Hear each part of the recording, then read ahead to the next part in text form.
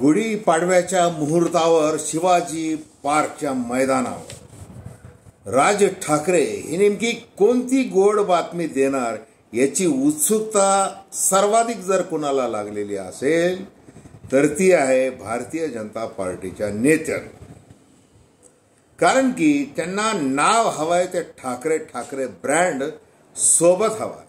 एकनाथ शिंदे यांना पक्ष दिला, निवडणूक चिन्ह दिलं, धनुष्यबाण दिलं, तरीही उपयोग आपल्याला होत नाहीये असं दिसताच राज ठाकरे यांना जवळ करण्याचा प्रयत्न सुरू झाला तो 2-2.5 वर्षांपासून. मग त्यासाठी एकनाथ शिंदे यांची देखील मदत घेण्यात आलेली आहे.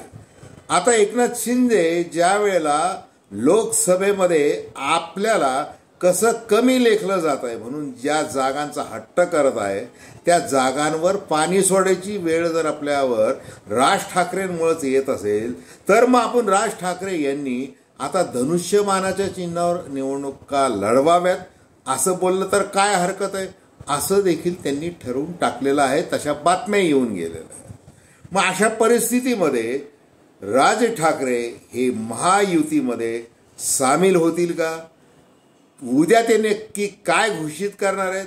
कारण की त्यांनी तुम्ही मौन बाळगा असं बाळा नांदगावकरांपासून सगळ्या नेत्यांना सांगून ठेवलेलं आणि इतकंच नाही, महायुतीच्या नेत्यांना देखील सांगून ठेवलेलं आहे की लगेच मी दिल्लीला जाऊन आल्यानंतर नगारे बडवा असं काय होऊ देऊ नका. जे काही सांगायचंय ते मी माझ्या जनतेला, मनसैनिकांना शिवतीर्थावर सांगेन अशी त्यांची पहिली अट. तर उद्या आपल्याला बघायचं आहे की राज ठाकरे नेमकं काय बोलणार आहे. नमस्कार, जय महाराष्ट्र. मी डॉक्टर अनिल फळे. माझी आपल्याला विनंती आहे की हे चॅनल आधी सबस्क्राईब करावं. ही स्वतंत्र पत्रकारिता आहे. तटस्थपणे आपण सर्वसामान्यांच्या दृष्टीने चर्चा करत असतो. राज ठाकरे यांच्याकडे पक्ष म्हणून जर बघायला गेलं तर त्यांची आज लोकसभा आणि विधानसभेमध्ये कितपत ताकद आहे, त्यांचे किती खासदार आहेत, त्यांचे आमदार किती आहेत, तर काहीच नाही. असं असताना भारतीय जनता पार्टीला अशी का गरज वाटलेली आहे की राज ठाकरे आपल्या सोबत पाहिजे म्हणून 2-2.5 वर्षांपासून का राज ठाकरेंच्या त्या शिवतीर्थ बंगल्यावर का चक्रा चालू आहेत? कधी दिवाळी महोत्सव साजरा कर, गणपतीला बोलव, म्हणजे हे सगळं जे प्रसाद देण्याचं काम आहे हे का केलं जात आहे? याचं कारण सरळ आहे की एकनाथ शिंदे यांच्या रूपाने शिवसेना फोडली. त्यासाठी जे काही रसद पुरवायची होती, जी काही सुविधा पुरवायची होती, जे काही मुख्यमंत्री पद द्यायचं होतं ते सगळं देऊन झालं. तरी आपल्याला निवडणुकीमध्ये, लोकसभा निवडणुकीमध्ये जे मतदान मिळवायचं आहे, कारण की शिवसेना जी मूळ शिवसेना प्रमुख बाळासाहेब ठाकरे यांची आणि त्यांचे वारसदार म्हणून उद्धव ठाकरे पक्षप्रमुख म्हणून यांच्या रूपाने जे युतीमध्ये जे मतदान पडायचं ते मतदान आता एकनाथ शिंदे यांना अशा पद्धतीने स्वतंत्रपणे सोबत घेतल्यानंतर पडणार नाही. हे ज्या वेळेला लक्षात यायला लागलं मग अंतर्गत सर्वे असतील, बाकीचे सर्वे असतील, म्हणजे 9-10 प्रकारचे सर्वे डोळ्यासमोर ठेवून असा पक्का निर्णय झाला की आता मुंबई महापालिकेची तर काही लगेच निवडणूक होत नाही. विधानसभेची निवडणूक होणार आहे परंतु ती 4 महिन्यानंतर म्हणजे लोकसभा झाल्यानंतर पुढे नंतर होणार आहे. त्यामुळं आत्ता आपण राज ठाकरेंना जवळ केलं पाहिजे. ते कशासाठी? तर मराठी मते असतील, हिंदुत्व मते असतील आणि ती खेचण्यासाठी आपल्याला ठाकरे हे नाव पाहिजे. मग ते राज ठाकरे आपल्या सोबत येऊ शकतात. आता ते राज ठाकरे आहेत बघा. म्हणजे राज ठाकरे यांनी ज्या वेळेला पक्ष स्थापन केला, हे बघा त्यांनी शिवसेनेतून ते बाहेर पडले. ते नात्याने काकांना म्हणजे शिवसेना प्रमुखांना सांगून बाहेर पडले, त्यांचा आशीर्वाद घेऊन बाहेर पडले आणि वेगळं नाव दिलं त्यांनी आपल्या सेनेला, ते महाराष्ट्र नवनिर्माण सेना. त्यांनी ते काही नाव घेतलेलं नाही म्हणून संजय राऊत असतील सगळेजण त्यांची त्याबद्दल स्तुती करतात, आज देखील स्तुती करतात. ते राज ठाकरे हे धनुष्यबाणाच्या चिन्हावर निवडणूक लढवतील. मग दक्षिण मुंबई असेल, तुमची अजून पश्चिम मुंबई, उत्तर पश्चिम मुंबई असेल किंवा शिर्डी असेल, नाशिक असेल, अशा लोकसभा निवडणूक ते लढवतील कमळाच्या चिन्हावर किंवा धनुष्यबाणाच्या चिन्हावर. याची कुठलीही शक्यता नव्हती, नाही. आणि उद्या राज ठाकरे ठामपणे हेच सांगतील की मी जे काही संयम बाळगलेला आहे पक्ष उभारणीसाठी, पक्ष बांधण्यासाठी, तो संयम बाजूला ठेवून उतावीळपणे मी तुमच्या चिन्हावर निवडणूक लढवायला इतका काही परावलंबी नाही, असं ते सरळ सांगा. आणि राजकीय दृष्ट्या त्यांची जी काही ताकद आहे, म्हणजे एक त्यांची ताकद म्हणजे काय की ते त्यांचं वक्तृत्व, ते चांगले वक्ते आहेत, ते लाखोची सभा ते खेळून ठेवू शकतात.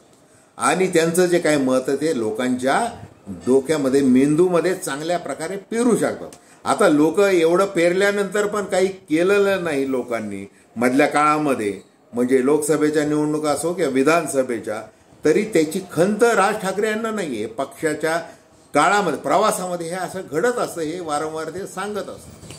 आता प्रश्न असा आहे की जसं ठाकरे नाव हे पाहिजे म्हणून आग्रह आहे, तसं आता राज ठाकरेंची भूमिका म्हणजे 2014 ज्यावेळेला पंतप्रधान नरेंद्र मोदी पहिल्यांदा उभे राहिले, निवडून आले, त्यावेळेच्या काळामध्ये राज ठाकरे यांनी गुजरातचा दौरा केला. गुजरातचा दौरा, तिथला विकास, गुजरातचा विकास पॅटर्न कसा आहे तसा महाराष्ट्राचाच नव्हे तर पूर्ण राष्ट्राचा विकास झाला पाहिजे असं राज ठाकरे म्हटले होते. त्याच्यानंतर लगेच 2019 लाव रे तो व्हिडिओ असं म्हणत त्यांनी नरेंद्र मोदी हे कशा पद्धतीने उलटं काम बोलतात एक, करतात एक, आणि सगळ्या फसव्या योजना आहेत, फसव्या गोष्टी आहेत, हे ते त्यांच्या दुतोंडीपणाचे ते सगळे व्हिडिओ दाखवत एक एक एक त्यांनी ती टीका केली. आता तिसऱ्यांदा मोदींना पंतप्रधान व्हायचं, हॅट्रिक साधायची. मग उत्तर प्रदेशमध्ये ज्या काही जागा आहेत 80 लोकसभेच्या, त्याच्या पाठोपाठ जर मोठं राज्य जर कोणतं आहे तर ते महाराष्ट्र, 48 जागा आहे. आणि या महाराष्ट्रामध्ये भारतीय जनता पार्टीला विशेषतः हे बॅकफूटवर जावं लागणार आहे. हे सगळं सर्वेंनी सांगितल्यानंतर झोप उडाली. मग एकनाथ शिंदे, मग कूटनीती, एकनाथ शिंदेबरोबर भावनिक युती, अजितदादा पवार यांच्यावर राजकीय युती, आणि हे दोघंही कमी पडायला लागले म्हणून आता ठाकरेंबरोबर युती करणं आपल्याला भाग आहे, म्हणून राज ठाकरे हवे. आणि त्यासाठी हे सगळं मनधरणी, मनसेची मनधरणी सगळी केलेली आहे. आता ज्या वेळेला दिल्लीमध्ये राज ठाकरे गेले तर तिथं त्यांना ताटकळत बसावं लागलं. त्यांनी म्हणजे 14 तास त्यांना वाट बघावी लागली, अशा बातम्या आल्या. मग राज ठाकरे ज्या वेळेला पहिल्यांदाच उतरले दिल्लीमध्ये, ते पत्रकारांनी विचारलं की तुम्ही काय, तर ते म्हटले अजून माझा भेटीचा कार्यक्रम माझ्या हातामध्ये पडायचा आहे. मग त्यांची भेट झाली, बोलणं झालं, आणि जे काही बोलणं झालं त्याच्यानंतर मात्र मनसेने मौन बाळगलं. आणि मनसेनेच नव्हे तर ते मुख्यमंत्री एकनाथ शिंदे यांनी मौन बाळगलं त्या भेटीबद्दल. देवेंद्र फडणवीस आज बोलले की ते जर आले तर त्यांचं स्वागतच आहे. शेवटी त्यांना भारताचा विकास मोदीजींनी कसा केलेला आहे समोर दिसतंय. भलं त्यांची 2014 वेगळी भूमिका होती, म्हणजे त्यांनी स्वागत केलं होतं, त्याच्यानंतर 2019 त्यांनी जरा वेगळी भूमिका घेतली असं फडणवीस म्हणाले. परंतु आता त्यांना असं वाटतंय राज ठाकरेंना की विकासाचा मुद्दा घेऊन, हिंदुत्वाचा मुद्दा घेऊन ते मोदीजींना पाठिंबा देतील आणि ते आपला निर्णय घेतील तर त्यांचं आम्ही स्वागत करू, अशी प्रतिक्रिया देवेंद्र फडणवीस यांनी दिली. तर आता खरंच राज ठाकरे यांचे जे टीजर प्रसिद्ध झालेले आहेत, म्हणजे राज ठाकरे यांचं सूक्ष्म नियोजन किती असतं बघा. आपल्या प्रतिमेला जराही धक्का लागू नये, म्हणजे ब्रँडिंग कसं केलं पाहिजे.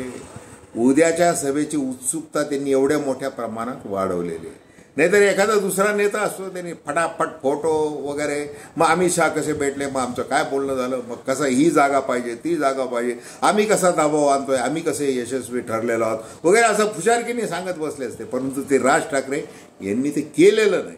त्यांना जे काय करायचं आहे त्यांना ते आता उद्या सभेमध्ये ते सांगतील. परंतु ते सभेमध्ये सांगत असताना देखील ते आपला एक काही पत्ते उघड करणार नाहीत. जसं त्यांना महाराष्ट्राची विधानसभा दिसतीये, म्हणजे 2009 मध्ये पहिल्या फटक्यामध्ये त्यांना जसं यश मिळालं होतं, 13-14 आमदार त्यांचे निवडून आले होते. त्यानंतर जे काही मधल्या काळामध्ये जे काही पाणी वाहून गेलं, कुठलंही यश निवडणुकीच्या राजकारणामध्ये त्यांना मिळालेलं नाही. आणि आता 2024 मध्ये ज्यावेळेला महाराष्ट्राचं मन असं त्या विद्रूप राजकारणामुळे व्यथित झालेलं आहे, त्यामुळं आज राज ठाकरे यांना एक चांगली स्पेस निर्माण झालेली आहे. आणि त्या स्पेसमध्ये आपली जर जागा आपल्याला निर्माण करायची आहे, मांड ठोकायची आहे, तर आपलं इंजिन हे धडाडलंच पाहिजे.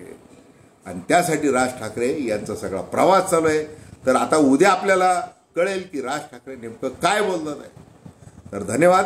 हा व्हिडिओ आपल्याला आवडला असल्यास अवश्य शेअर करा, सबस्क्राईब करा आणि आपल्या प्रतिक्रिया बिनधास्तपणे नोंदवा. धन्यवाद.